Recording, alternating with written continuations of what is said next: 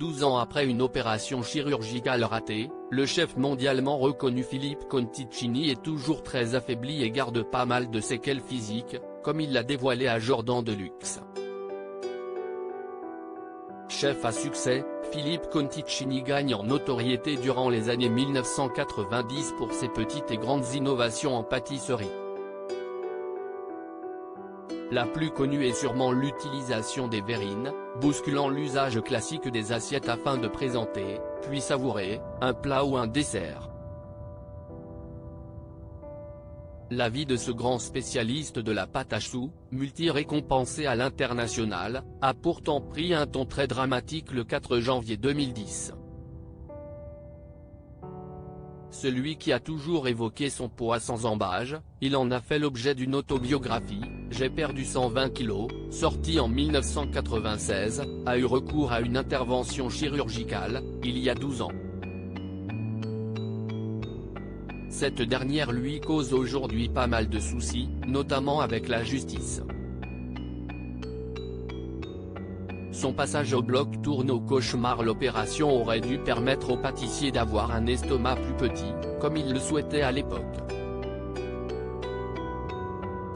Malheureusement, la chirurgie gastrique réalisée par un professionnel a été complètement ratée, se souvient Philippe Conticini invité dans Chez Jordan ce matin. Il m'a repris 19 jours après, je suis tombé dans le coma.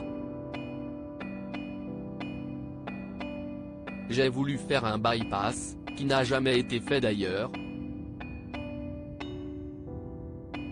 Et il m'a renvoyé à l'hôpital Bichat.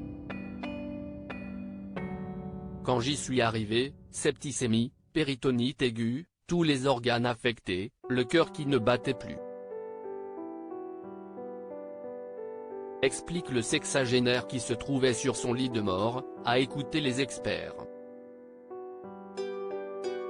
Le praticien jugé en mars 2023. Ils ont dit à ma femme: votre compagnon va partir, appelez vos amis. Si est ce qu'elle a fait, elle les appelait pour qu'ils me disent au revoir, raconte le cuisinier. Sauvé mais loin d'être tiré d'affaire, le restaurateur a dû se battre pour retrouver un semblant de vie normale. J'ai fait 6 mois de coma, 2 mois au service réanimation, 3 chocs septiques, j'ai déliré pendant 1 mois et demi, après avoir repris mes esprits, décrit-il face à Jordan Deluxe sur C8. Une sorte d'enquête a été faite par les médecins, ce qui a permis à la star des fourneaux de présenter un dossier solide à la police. Un jugement est prévu le mois prochain, révèle la victime sans dévoiler les chefs d'inculpation associés à sa plainte.